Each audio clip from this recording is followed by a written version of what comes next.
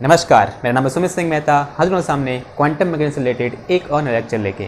आज का हमारा है लेक्चर नंबर 29। ठीक है, आज के इस लेक्चर हम क्या डिस्कस करने वाले हैं, बहुत इंपॉर्टेंट लेक्चर होने वाला है, बहुत ही परीक्षा की दृष्टि से भी और हमारे साइंस की दृष्टि से भी बहुत इंपॉर्टेंट लेक्चर है। वो क्या है आज हमारा टाइम डिपेंडेंट श्रोडिंगर इक्वेशन। ठीक है, तो पिछले लेक्चर में हमने श्रोडिंगर इक्वेशन लिखने से पहले श्रोडिंगर ने किन किन चीज़ों के बारे में सोचा था या उससे पीछे की हिस्ट्री क्या थी उसके बारे में हमने क्या कर लिया है, डिस्कस कर लिया है। तो आज सीधे जो आज हमारा काम है वो क्या है, जो टाइम डिपेंडेंट श्रोडिंगर इक्वेशन होती है उसको लिखना है। तो आज हम क्या करेंगे, simple time dependent Schrodinger equation को लिखेंगे। ठीक है, नाउ श्रोडिंगर इक्वेशन किसके लिखते हैं, किसी एक वेव फंक्शन के लिखते हैं या फिर किसी एक पार्टिकल के साथ एसोसिएटेड जो वेव होती है उसके लिए लिखते हैं। ठीक है, तो अज्यूम कर लेते हैं कि मेरे पास क्या है, कोई एक पार्टिकल है।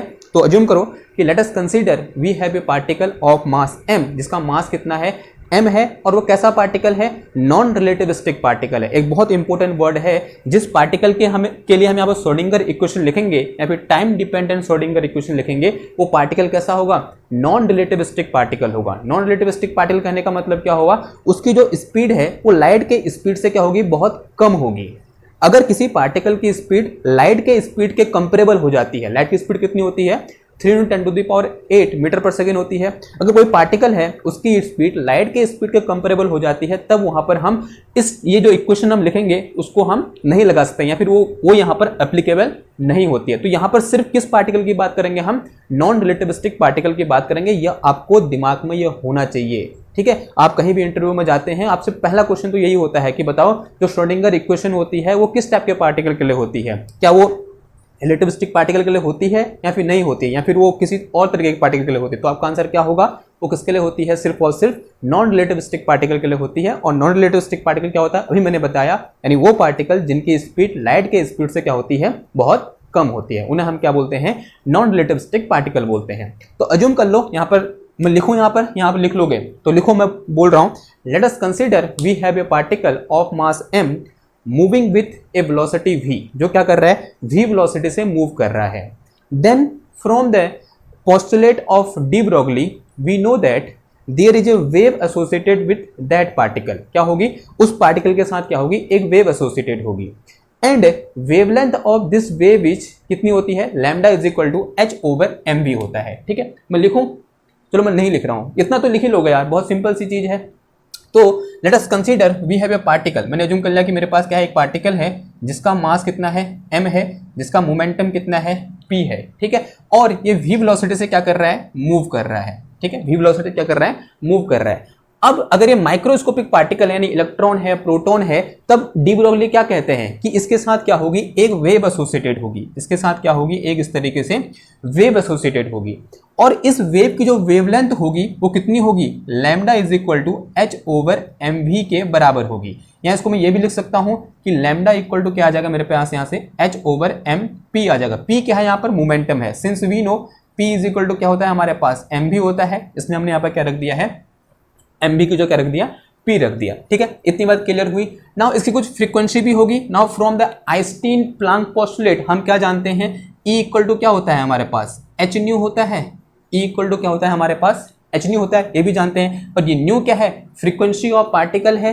E क्या है यहाँ पर, एनर्जी ऑफ पार्टिकल है। मैं लिखूँ यहाँ पर जो टर्म है, जो लैम्डा है वो क्या है, wavelength of wave, wavelength of wave है। P क्या, M क्या है यहाँ पर, मास ऑफ पार्टिकल है।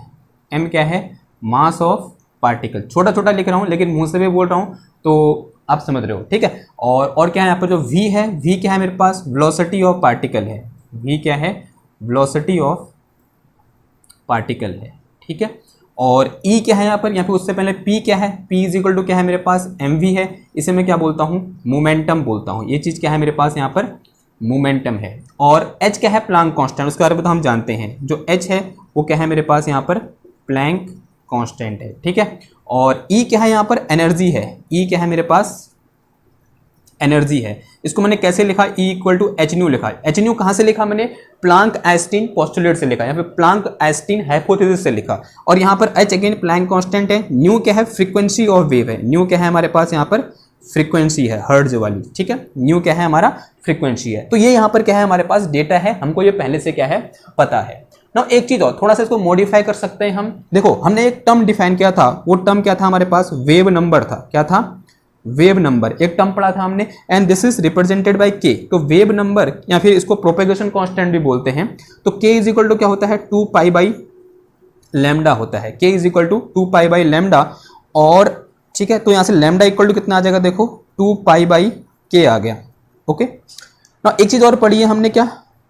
ओके 2 पाई बाई लैम्डा, ठीक। और हमने क्या पढ़ा है, फ्रीक्वेंसी पढ़ी है, एंगुलर फ्रीक्वेंसी पढ़ी है, ठीक है। अगर वेव की बात करें तो वहां पर एंगुलर फ्रीक्वेंसी भी यूज होगा। तो एंगुलर फ्रीक्वेंसी इक्वल टू क्या होता है मेरे पास, omega. Omega is equal to क्या होता है, ओमेगा इक्वल टू होता है मेरे पास क्या, 2 पाई न्यू होता है, पढ़ा है हमने। Omega is equal to 2 pi nu होता है ना। अब देखो एक चीज कर सकते हैं हम, यहां से एक काम करो, देखो यहां से इस इक्वेशन से इस इक्वेशन से मैं यहां पर मोमेंटम और एनर्जी को इस के और ओमेगा के टर्म में लिखना चाह रहा हूं, क्योंकि हेल्पफुल होने वाला है, ठीक है। बस इतना करना चाह रहा हूं मैं। देखो क्या कर सकता हूं मैं यहां से, P इक्वल टू कितना हो जाएगा, सिंस वी है P इक्वल टू कितना है, देखो P है मेरे पास क्या, H ओवर लैम्डा है। P इज इक्वल टू क्या है, H ओवर लैम्डा। और यहां से E इक्वल टू क्या है, H न्यू है। E इक्वल टू कितना है मेरे पास, यहां से H न्यू है। एक काम करो, ये लैम्डा मैंने अभी निकाला यहां पर, इसको उठा के इधर रख दो, तो कितना आ जाएगा, देखो ये P इक्वल टू आ गया मेरे पास क्या, H डिवाइडेड बाई 2 पाई, और ये नीचे K आएगा, K ऊपर मल्टीप्लाई हो जाएगा, फिर K कहाँ आ जाएगा, इसके नीचे आएगा और ये फिर ऊपर चला जाएगा। तो कितना आ गया, देखो ये H ओवर 2 पाई इंटू के आ गया ना। इसको मैं थोड़ा मॉडिफाई करूं, H ओवर 2 पाई क्या होता है, H कट होता है। तो P इक्वल टू कितना आ गया, देखो यहाँ से H cut divided by, sorry H cut into कितना आ गया, K आ गया। P इक्वल टू कितना आ गया, H कट इंटू K आ गया ना। अब इधर से देखो छोटा हो रहा है क्या, ज़्यादा छोटा हो रहा है, थोड़ा एडजस्ट कर लो यार, क्योंकि बड़ा लंबा डेरिवेशन है तो मेरे को चिपका चपका लिखना पड़ा जबरदस्ती। अब जैसे E देखो, E इक्वल टू क्या है, H न्यू है। न्यू की जो क्या लिखता हूँ, ओमेगा ओवर 2 पाई लिख सकता हूँ। देखो H और न्यू की जो क्या लिखता हूँ मैं, ओमेगा डिवाइडेड बाई 2 पाई लिख सकता हूँ। और H ओवर 2 पाई क्या होता है, H कट होता है। तो देखो यहाँ से मेरे पास एनर्जी का एक्सप्रेशन क्या आ जाएगा कि H कट इंटू ओमेगा आ जाएगा। एनर्जी इक्वल टू कितना आ जाएगा, H कट इंटू ओमेगा आ जाएगा। ये बात पता है आपको, ठीक है, ऐसा आ गया। देखो यहाँ पर एक चीज यूज करी हमने, वो क्या है हमारे पास, H कट, और H कट इक्वल टू क्या होता है, H डिवाइडेड बाई 2 पाई होता है, ये आप जानते हो, ठीक है। तो ये डेटा हमको क्या पड़ेगा, अभी इसकी जरूरत पड़ेगी, तो मैंने इसको पहले ही लिख दिया ना। अब हम किसकी बात कर रहे हैं, एक ऐसे पार्टिकल की बात कर रहे हैं, फिर एक माइक्रोस्कोपिक पार्टिकल की बात कर रहे हैं जिसका मास कितना है, m है, जो v वेलोसिटी से मूव कर रहा है, और उसका मोमेंटम कितना है, p है। तो इसके साथ एक वेव एसोसिएटेड होगी, ऐसा किसने बोला, डी ब्रोगली ने बोला। अगर उसके साथ कोई वेव एसोसिएटेड है तो उसको हमको मैथमेटिकली भी क्या करना पड़ेगा, एक्सप्रेस करना पड़ेगा। तो थोड़ी देर के लिए अज्यूम कर लो कि लेट अस कंसीडर, थोड़ी देर के लिए अज्यूम करना है आपने, ऐसा है नहीं, थोड़ी देर के लिए अज्यूम करना है कि let us consider the wave associated with this particle is plane wave. क्या बोल दो, the wave associated with the particle is a plane wave. तो थोड़ी देर के लिए अज्यूम करो, मैं यहाँ पर इसको काट रहा हूँ 2 पार्ट में अपने बोर्ड को, और अज्यूम कर रहा हूँ, मैं लिख के चल रहा हूँ कि let us consider wave associated with particle is a plane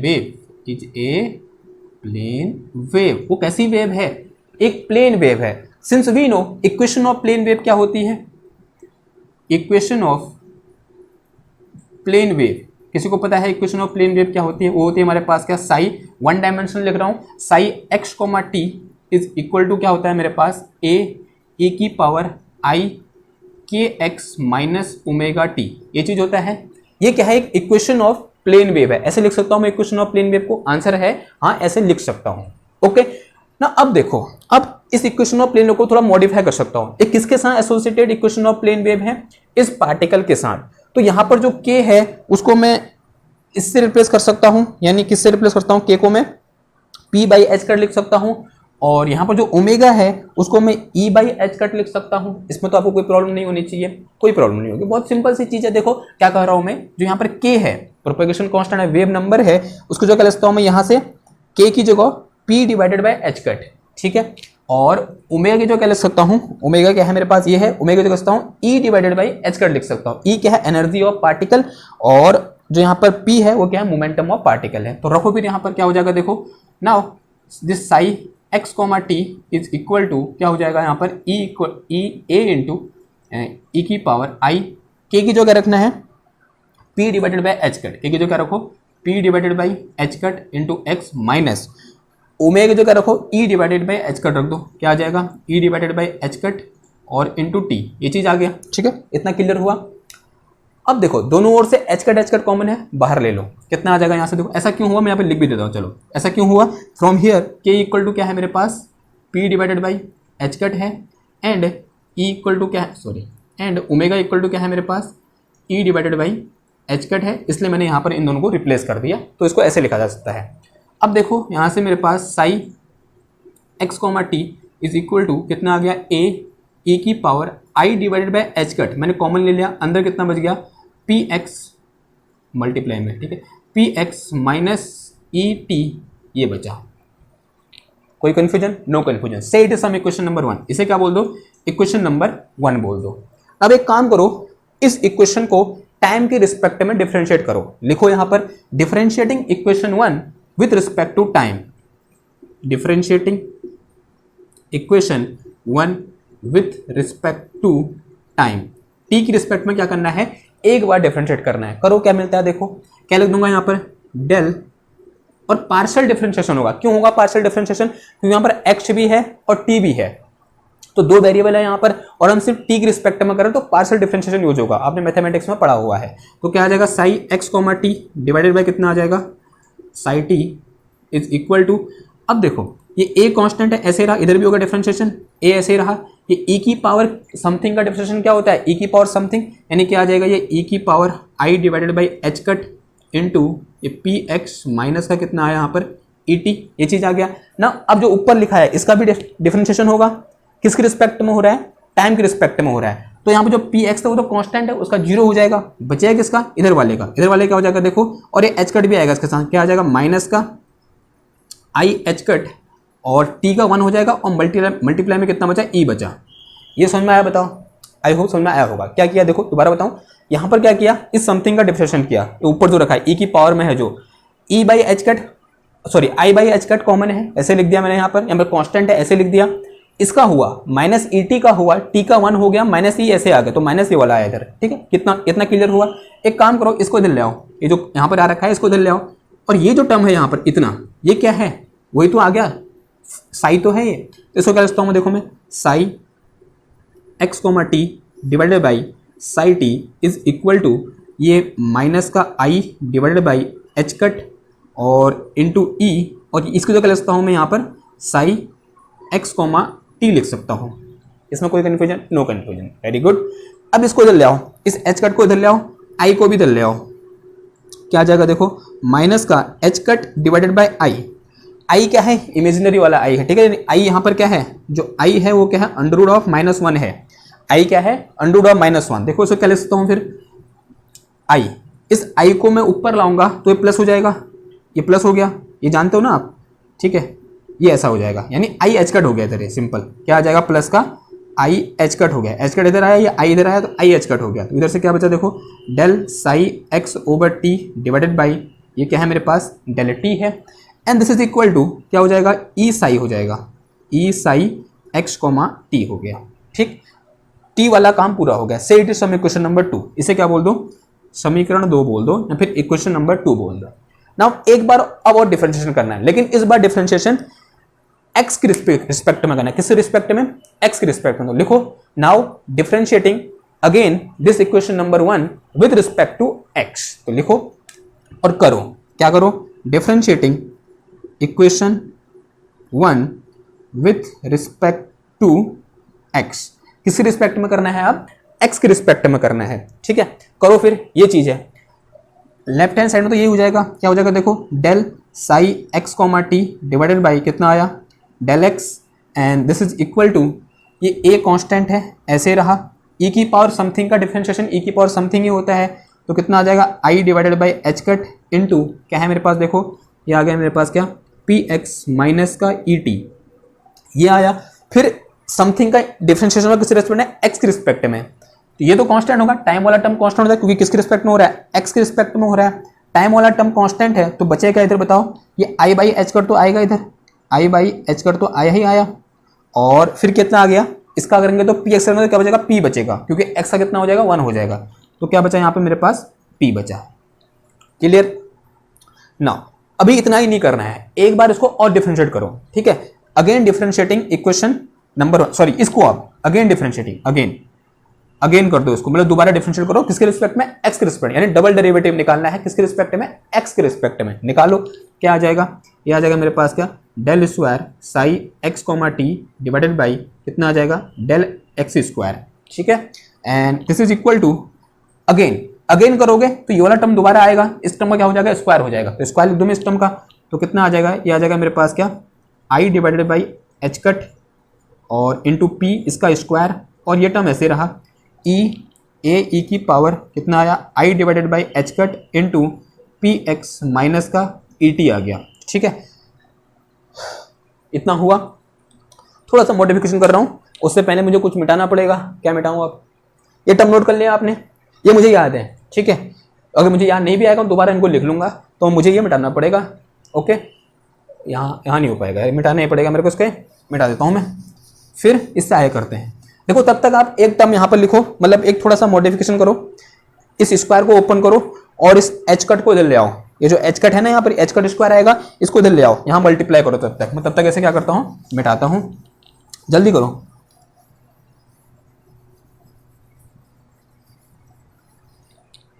ठीक है, देखो क्या करना है हमको, तो ये चीज आया इधर पे, इसको इधर ले आओ, लेफ्ट हैंड साइड में ले आओ। तो क्या हो गया, ये हो गया मेरे पास क्या, माइनस के साथ आएगा, क्योंकि आई स्क्वायर क्या हो जाएगा, -1, आई स्क्वायर क्या होता है, -1 होता है, तो माइनस भी ले आओ इधर, तो माइनस एच कट स्क्वायर क्या हो जाएगा, del psi x comma t divided by कितना आ जाएगा, del x square, and this is equal to, ये क्या है मेरे पास यहाँ पर पी स्क्वायर है ना, ये जो टर्म है, ये टर्म यही तो है, यानी इसको मैं साई एक्स तो लिख सकता हूँ, साई एक्स कॉमा टी लिख सकता हूँ ना, तो लिख दो इसको साई एक्स कॉमा टी लिख दो। कोई दिक्कत है इसमें, कोई दिक्कत नहीं है, वेरी गुड। अब देखो, अब एक और यहाँ पर मॉडिफिकेशन कर रहा हूँ मैं, दोनों ओर 2m से डिवाइड कर दे रहा हूँ, dividing both side by 2m, कोई फर्क नहीं पड़ेगा। देखो 2m से ये कैंसिल हो जाएगा, कोई फर्क नहीं पड़ा, 2m से दोनों ओर क्या कर दिया मैंने, डिवाइड कर दिया डिवाइड। अब एक काम करो, इक्वेशन नंबर 2 हो गया था, इसे क्या बोल दो, इक्वेशन नंबर 3 बोल दो, ठीक है, कोई दिक्कत, नो दिक्कत। नाउ अब जो हमने इनिशियल में पार्टिकल अज्यूम किया था, अब वो पार्टिकल कैसा था कहने का मतलब, एक तो कैसा था वो नॉन रिलेटिविस्टिक पार्टिकल था, और दूसरा कैसा है वो फ्री पार्ट। अब हमारे पास दो क्वेश्चन हो सकते हैं कि वो फ्री पार्टिकल है या फिर किसी पोटेंशियल के अंदर मूव कर रहा है, तो वो आपकी मर्जी है, आप फ्री पार्टिकल लो या फिर उसको किसी पोटेंशियल के अंदर मूव कराओ। तो मैं क्या करना चाह रहा हूं, यहाँ पर एक जनरलाइज केस बनाना चाह रहा हूं, तो मैं क्या करूंगा, मैं ऐसा अज्यूम करूंगा कि वो पार्टिकल किसी एक पोटेंशियल के अंदर मूव कर रहा है ना। अब ये लाइन का क्या मतलब हुआ, किसी एक पोटेंशियल के अंदर मूव कर रहा है। जैसे ये पेन है मेरी, इस पेन को मैं से गिराऊंगा तो ये किसी पोटेंशियल के अंदर मूव कर रही है, और वो पोटेंशियल कौन सा है, ग्रेविटेशनल पोटेंशियल है। सिमिलरली अगर कोई इलेक्ट्रॉन है वो न्यूक्लियस के चारों ओर मूव कर रहा है, तो क्या कर रहा है, किसी एक पोटेंशियल में मूव कर रहा है, और उस पोटेंशियल कौन सा पोटेंशियल है, वहां पर इलेक्ट्रोस्टैटिक पोटेंशियल है। उसी तरीके से एक स्प्रिंग होती है इस तरीके से, अगर मेरे पास क्या है, यहाँ पर एक मास है और इसको मैं खींचूं यहाँ से डिस्प्लेस करूं, तो क्या करेगा, ये अपनी मेन पोजीशन के अबाउट इस तरीके से मोशन करेगा, और वो किसके अंदर मोशन कर रहा है, इस इलास्टिक पोटेंशियल के अंदर क्या कर रहा है, मोशन कर रहा है। यहाँ पर पोटेंशियल कितना होता है, 1/2 k x स्क्वायर होता है ना, x क्या होता है, displacement from the main position, ये आपने पढ़ा हुआ है, ओके। तो यहाँ पर क्या है, ये जो मोशन है क्या है, मोशन अंडर पोटेंशियल है। तो समझ में आया मोशन अंडर पोटेंशियल कहने का क्या मतलब हुआ, ठीक है, इतना क्लियर हुआ। तो यहाँ पर जो पार्टिकल है उसको मैं क्या अज्यूम करूंगा कि वो किसी एक पोटेंशियल के अंदर क्या कर रहा है, मूव कर रहा है, ठीक है। तो let us consider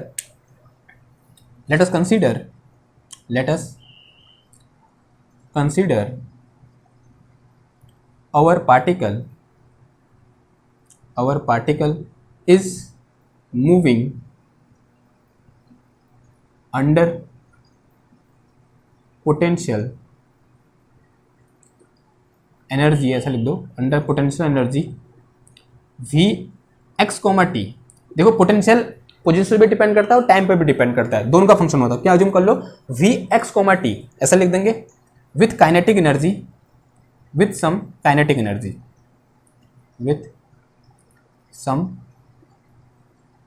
kinetic energy. तो then total energy of particle क्या हो जाएगा, then total energy of particle क्या हो जाएगी? टोटल एनर्जी ऑफ पार्टिकल क्या होती है? E equal to kinetic energy plus potential energy होती है। E इक्वल टू क्या हो जाता है? Kinetic energy plus potential energy. तो लिखो E इक्वल टू क्या हो जाएगा यहाँ पर? Kinetic energy plus potential energy हो जाएगी। नाउ देखो E total energy E equal to kinetic energy क्या होती है? p स्क्वायर बाई 2m होती है। इसका मोमेंटम को p दिया हुआ है तो और मास m है तो काइनेटिक एनर्जी क्या हो जाएगी? p square by 2m plus potential energy क्या जो कर रखा है हमने Vx, t। तो लिख दो यहाँ पर Vx, t लिख दो। तो यहाँ से मेरे पास ये जो टर्म है यहाँ पर आ रखा है p स्क्वायर बाई 2m वो निकल के आ गया। कितना निकल के आ गया? देखो ये टर्म इधर आएगा तो कितना हो जाएगा? E माइनस Vx, t आ गया। तो आपको पता चला कि ये जो यहाँ पर कथा है हमने क्यों लिखी? इस टर्म को डिफाइन करने के लिए। तो इस टर्म की जगह मैं ये लिख सकता हूँ अब। तो एक काम करो यहाँ से इसे उठाकर इधर रख दो। नाउ इक्वेशन 3 बिकम, तो इसके नीचे लिखो आप नाउ इक्वेशन 3 बिकम, इक्वेशन 3 क्या बन जाएगी? आप बना दो फिर। ये वाला टर्म तो ऐसे रहा, इधर का क्या है मेरे पास? माइनस का h का square divided by 2m del square psi x, t divided by del x square is equal to, इसकी जगह रख दोगे ये आ जाएगा मेरे पास क्या? E minus V x, t और इसको बड़ा ब्रैकेट कर दो और ये कितना आ जाएगा? साई x, t आ जाएगा। ओके ऐसा हुआ तो देखो यहाँ से क्या हो जाएगा? माइनस का h का स्क्वायर डिवाइडेड बाई 2m और ये क्या आ गया? देखो del psi x, t divided by del x square और इसको अंदर मल्टीप्लाई करो पहले साई एक्स टी को। कितना आ जाएगा? देखो ये ई साई एक्स, टी और माइनस का कितना आया? वी एक्स, टी इंटू और मल्टीप्लाई में कितना आ गया? इसके साई एक्स, टी आ गया।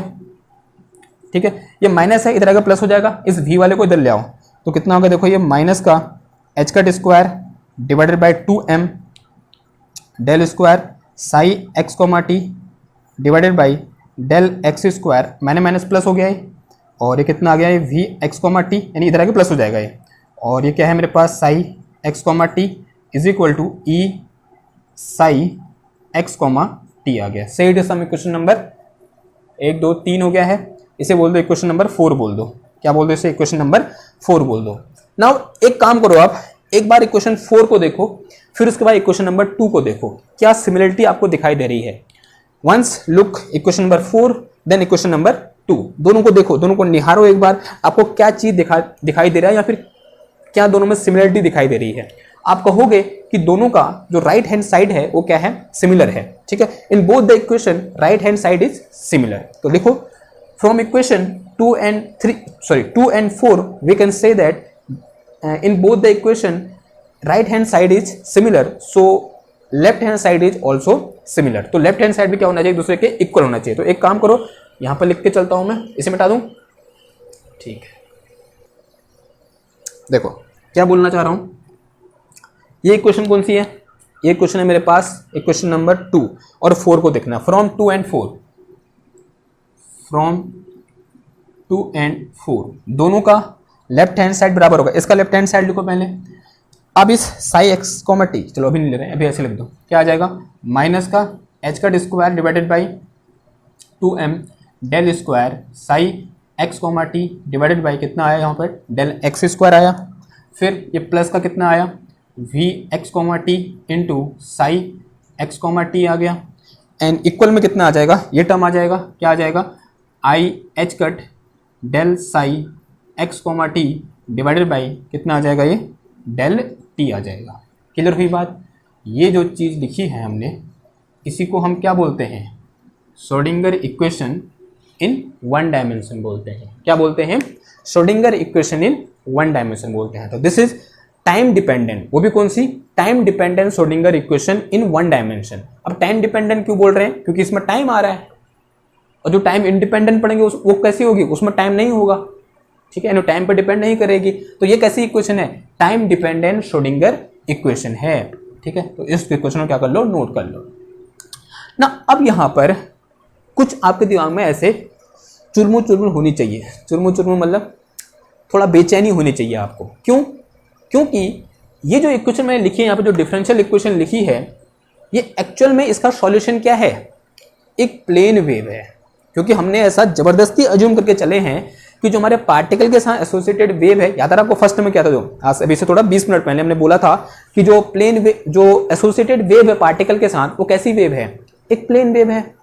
अगर आपने इससे पहले के लेक्चर देखे हैं तो आप तो कहोगे कि सर जी क्या कह रहे हो ये, कि किसी पार्टिकल के साथ एसोसिएटेड वेव प्लेन वेव होती है? बिल्कुल नहीं होती है। वो तो एक कैसी वेव होती है, लोकलाइज्ड वेव होती है, यानी एक वेव पैकेट होता है उसके साथ एसोसिएटेड, न कि कोई एक प्लेन वेव, क्योंकि प्लेन वेव कैसी होती है, नॉन लोकलाइज होती है।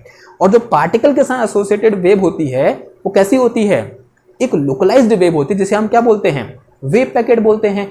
और जो हमने लिखा था, ये जो इक्वेशन है, ये जो साई एक्स कॉमा टी है, ये एक्चुअल में क्या है, जो यहाँ पर लिखा है हमने, ये साई एक्स कॉमा टी, ये चीज़ क्या है मेरे पास, अभी हमने लिखा ना ई आई, ये मेरे पास पी एक्स माइनस ई टी, ये चीज़ यही तो है, ये है ना ये और डिवाइड में कितना है, एच कट, ठीक है, ये है ये साई एक्स कॉमा टी, ये चीज़ है।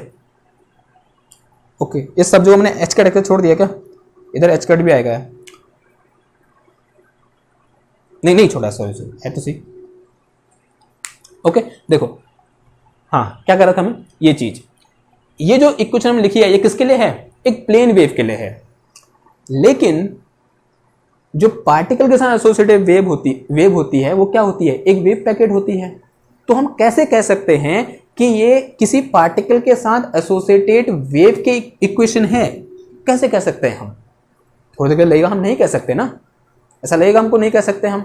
क्यों, क्योंकि किसके लिए है इक्वेशन, एक प्लेन वेव के लिए इक्वेशन है। लेकिन पार्टिकल के साथ एसोसिएटेड जो वेव होती है वो प्लेन वेव नहीं होती है, वो क्या होती है, एक वेव पैकेट होती है। लेकिन थोड़ा सा चौंकाने वाली बात है, या फिर लॉजिकल बात भी है, मैं अभी समझाऊंगा वो क्यों है। ये जो यहाँ पर हमने डिफरेंशियल इक्वेशन लिखी है, ये उस वेव पैकेट का भी सॉल्यूशन है, ठीक, यानी वो वेव पैकेट भी इसका क्या होगा, सॉल्यूशन होगा। यानी जो वेव पैकेट के साथ एसोसिएटेड वेव फंक्शन होगा वो भी क्या होगा, इसका सॉल्यूशन होगा। देखो मैं लाइन लिख रहा हूं, उस लाइन से सब कुछ समझ में आ जाएगा। देखो एक चीज और, अगर इस इक्वेशन को आप ध्यान से देखो, इक्वेशन कैसी है, लीनियर इक्वेशन है। और ऐसा क्यों बोल रहा हूं लीनियर इक्वेशन है, क्योंकि यहां पर जो मेरे पास ये इक्वेशन है, ये साई एक्स कॉमा टी के फर्स्ट पावर के प्रोपोर्शनल है। दिख रहा है आपको, साई एक्स कॉमा टी के फर्स्ट पावर के प्रोपोर्शनल है। कहीं पर यहाँ पर साई स्क्वायर या साई की पावर 0, साई की पावर 3 ऐसा टर्म नहीं आया, हर जगह साई की पावर कितनी है, 1 है। यानी ये कैसी डिफरेंशियल इक्वेशन है, एक लीनियर डिफरेंशियल इक्वेशन है। और हमने पिछले लेक्चर में पढ़ा था कि श्रोडिंगर इक्वेशन कैसा होना चाहिए, लीनियर होना चाहिए। तो ये इक्वेशन क्या है, लीनियर है। तो मैं लिखूं, यहाँ पर कुछ लिख रहा हूं, आपको समझ में आ जाएगा, लिखते लिखते समझ में आ जाएगा। देखो सिंस, इसको कुछ इक्वेशन नाम दे दूं, 3 हो गया है, 4 हो गया है, 5 दे दो। Since equation 5 is a linear equation, क्या है, since equation 5 is a linear equation and psi x comma t, ये जो है मेरे पास psi x comma t is solution of this equation, then linear combination of psi x comma t, लिखो यहां पर, then linear combination of psi x comma t is also solution of this equation 5। ऐसा होता है, यही तो condition होती है ना लीनियर इक्वेशन की। अगर लीनियर डिफरेंशियल इक्वेशन है, इसको क्या बोलो, लीनियर डिफरेंशियल इक्वेशन बोलो। अगर ये लीनियर डिफरेंशियल इक्वेशन है और ये इसका क्या है, एक सॉल्यूशन है, तब इसका जो लीनियर कॉम्बिनेशन होगा, यानी इसका लीनियर कॉम्बिनेशन होगा, इसको बार बार हम जब जोड़ेंगे, बार बार जोड़ने के बाद जो नया फंक्शन निकल के आएगा वो भी क्या होगा, इसका सॉल्यूशन होगा। और आपको पता है जब भी हम किसी एक प्लेन वेव को जोड़ते हैं या फिर सुपर इम्पोज कराते हैं बहुत सारी प्लेन वेव को, तो हमें क्या मिलता है, वेव पैकेट मिलता है। तो वही तो है, वही रीजन है कि ये किसका सॉल्यूशन भी होगा, वेव पैकेट का सॉल्यूशन भी होगा। एंड वी नो दैट, मिटा दो चलो, and we know that superposition of plane wave या फिर linear combination of plane wave is wave packet. तो लिख दो यहाँ पर and we know that superposition of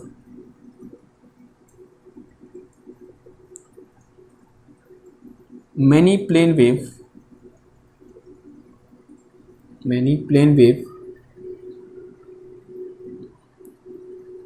gives wave packet. देखो क्या कहना चाह रहा हूं, डायग्राम से समझाऊं। ये प्लेन वेव है, एक प्लेन वेव है, एक प्लेन वेव है, एक प्लेन वेव है। इन प्लेन वेव में से एक प्लेन वेव इसका सॉल्यूशन है। इनको मैंने सुपर इम्पोज कराया, यानी इसका लीनियर कॉम्बिनेशन कराया। मुझे क्या मिला यहाँ पर, एक वेव पैकेट मिला। इस तरीके से ये क्या मिला मेरे को, एक लोकलाइज्ड वेव फंक्शन या फिर एक वेव पैकेट मिला। तो अगर ये इक्वेशन लीनियर है तो ये भी क्या होगा, इसका एक सॉल्यूशन होगा। ये जो चीज होगा, ये जो मेरे पास इसका जो वेव फंक्शन निकल के आएगा वो भी क्या होगा, इसका सॉल्यूशन होगा। क्यों? क्योंकि ये इक्वेशन कैसी है, लीनियर इक्वेशन है। क्लियर हुई बात। और हम सब जानते हैं कि जब हम बहुत सारी प्लेन वेव को क्या करते हैं, सुपर इम्पोज कराते हैं, तो किसके हेल्प से कराते हैं, फुरियर ट्रांसफॉर्म के हेल्प से कराते हैं। तो यहाँ फुरियर ट्रांसफॉर्म लगा दो, आपका आंसर आ जाएगा। और लगाने की जरूरत तो है नहीं, हमको वेव फंक्शन पहले से याद है। सो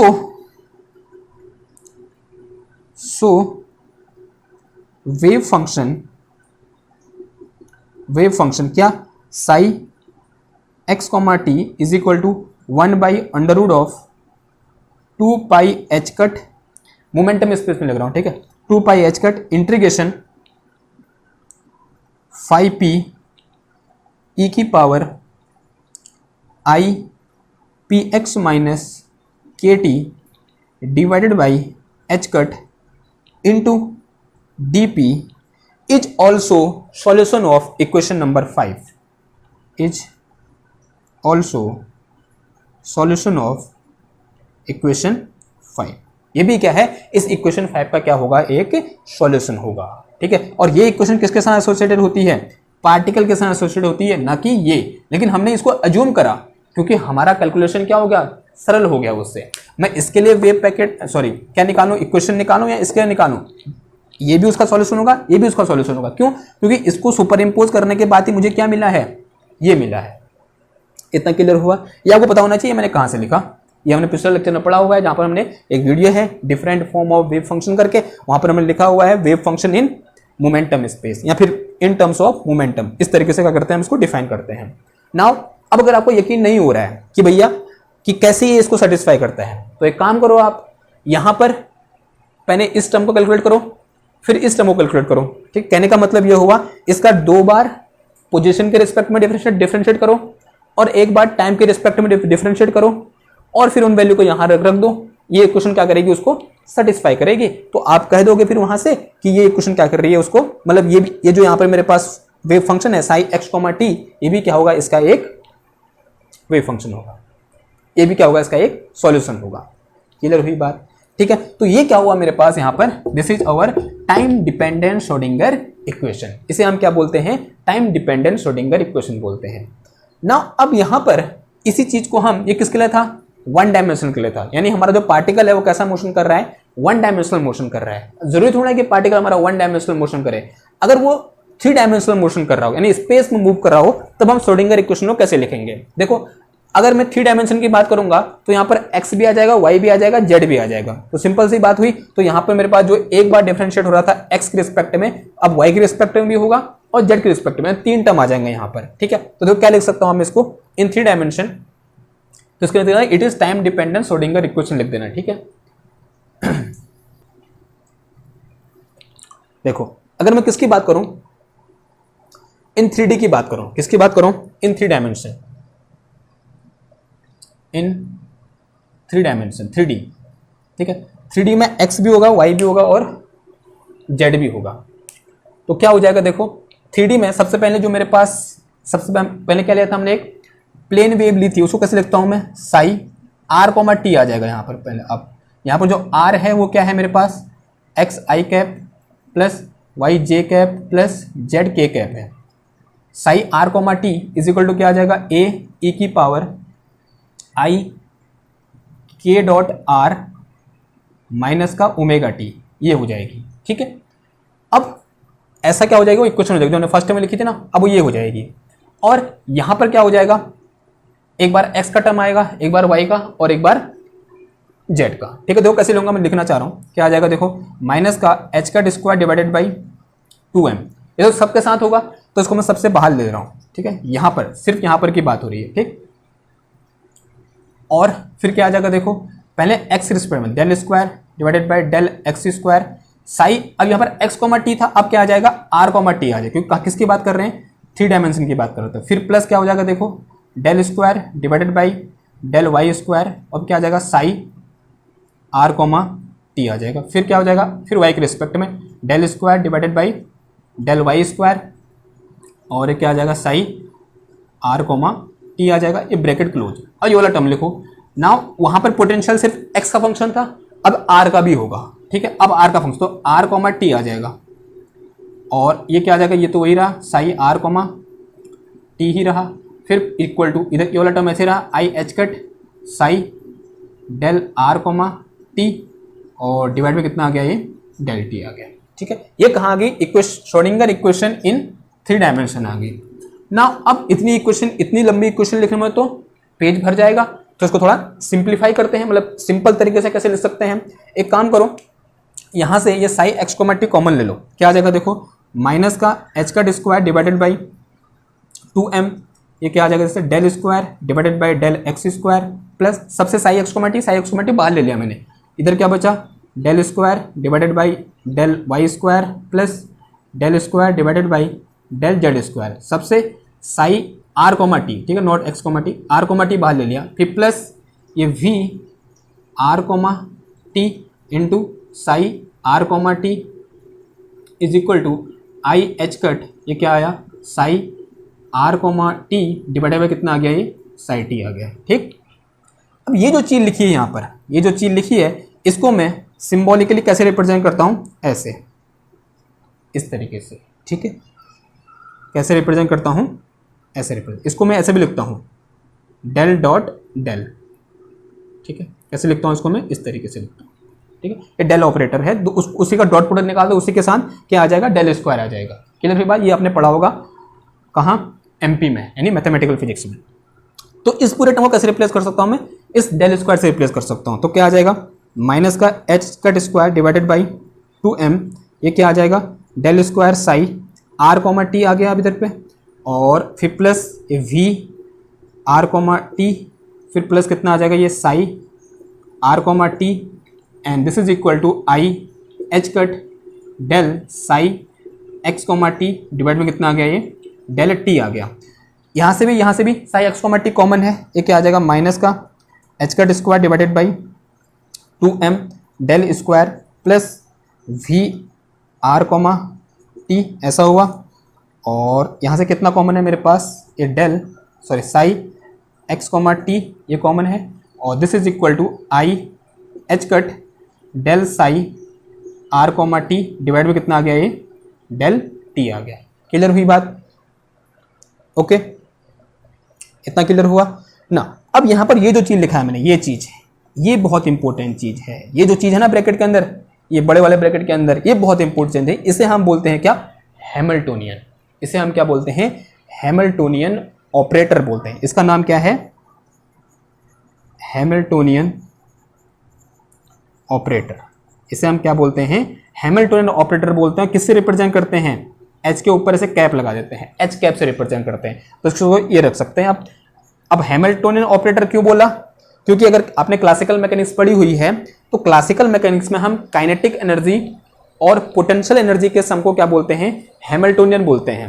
ठीक है, ये पता है ना आपको कि क्लासिकल मैकेनिक्स में हम काइनेटिक एनर्जी और पोटेंशियल एनर्जी के सम को क्या बोलते हैं, हैमिल्टोनियन बोलते हैं। तो यहाँ पर ये जो टर्म है ये कहाँ से आया है, काइनेटिक एनर्जी से आया है, और ये वाला टर्म है ये कौन सा है, पोटेंशियल एनर्जी है, ये दोनों का सम तो है। तो इसलिए हमने क्या बोला, इसको हैमिल्टोनियन ऑपरेटर बोला। तो ये क्या हुआ हमारा यहाँ पर, हैमिल्टोनियन ऑपरेटर है, तो उसको एच लिख सकते हो। तो एच के साथ क्या आ जाएगा यहाँ पर मेरे पास, अब साई आर कॉमा टी आ जाएगा, and this is equal to ना। अब यहाँ पर भी देखो, ये जो साई आर कॉमा, चलो यहाँ पर ऐसे लिखो, तो दिस इज इक्वल टू कितना आ जाएगा, देखो आई एच कट कितना आ जाएगा, del psi del by del t, और ये क्या आया, साई आर कॉमा टी आ गया। ठीक है, इतना पता चला ना। अब यहाँ पर ये जो चीज़ है, इतनी चीज़ ऐसे नहीं लगाना, अच्छा लगा, ये जो चीज़ है i h cut del by del t, इसे हम बोलते हैं क्या, एनर्जी ऑपरेटर। ये चीज़ क्या है मेरे पास यहाँ पर, एनर्जी ऑपरेटर। क्या कहते हैं इसको हम, एनर्जी ऑपरेटर। तो यहाँ पर लिख दो। और एक चीज एक तो ये डिफाइन किया कि हैमिल्टोनियन ऑपरेटर, और जो मेरे पास i h cut del by del t है, इसे मैं क्या बोलता हूँ, एनर्जी ऑपरेटर बोलता हूँ। क्या बोलता हूँ, एनर्जी ऑपरेटर। ठीक है, और इसको किससे रिप्रेजेंट करते हैं हम, ई कैप से रिप्रेजेंट करते हैं। तो इसको अगर मैं ई कैप लिख सकता हूँ, तो अभी इक्वेशन क्या बन जाएगी, ये बन जाएगा मेरे पास क्या, एच कैप। अब ये साई आर कॉमा टी है ना, इसको मैं आप लिखना पसंद नहीं कर रहा, मुझे पता है कि यहाँ पर है, अब मैं उसको लिख ही नहीं रहा हूँ। ऐसा कर सकता हूँ, तो अब उसको हटा दिया मैंने वहाँ से, तो कितना आ जाएगा देखो, this is equal to e cap psi आ गया। तो ये क्या आ गई, this is also time dependent Schrodinger equation, short form हो गई है, बहुत इंपॉर्टेंट चीज़ है। ठीक है, और जहाँ पर एच क्या है, हैमिल्टोनियन ऑपरेटर है, और ई क्या है यहाँ पर हमारा एनर्जी ऑपरेटर है। क्लियर हुई बात। तो ये क्या हो गया हमारे पास, टाइम डिपेंडेंट श्रोडिंगर इक्वेशन हो गया ना। यहाँ पर एक और चीज आता है, ये तो किसके लिए था, जो हमारा पार्टिकल कहाँ है, किसी एक पोटेंशियल पर है। अगर मैं ये बोलूँ कि फ्री पार्टिकल है, फॉर फ्री पार्टिकल क्या हो जाएगा, लास्ट टॉपिक है, for free particle. For free particle, free particle कहने का मतलब क्या हुआ, उसमें फोर्स जीरो है। फोर्स जीरो होने का क्या मतलब, उसकी पोटेंशियल एनर्जी मिनिमम है, और पोटेंशियल एनर्जी मिनिमम कितनी होती है, जीरो होती है। तो उसका फ्री पार्टिकल कहने का क्या मतलब हुआ, जो वी आर कॉमा टी है वो कितना है, जीरो है। अगर V r comma t zero है, इनमें से किसी भी इक्वेशन में V r comma t zero रख दो, इसी इक्वेशन रख दो, क्या आ जाएगा देखो मेरे पास इक्वेशन अब आ जाएगी, del square divided by 2m, sorry h cut square और डेल स्क्वायर, और ये क्या आ गया, psi r comma t is equal to i h cut del by del t of psi r comma t, ये चीज आ गया। This is Schrodinger time dependent equation for a free particle. तो फ्री पार्टिकल के लिए हम time dependent equation क्या करेंगे, इस तरीके से क्या करेंगे, ड्राइव करेंगे।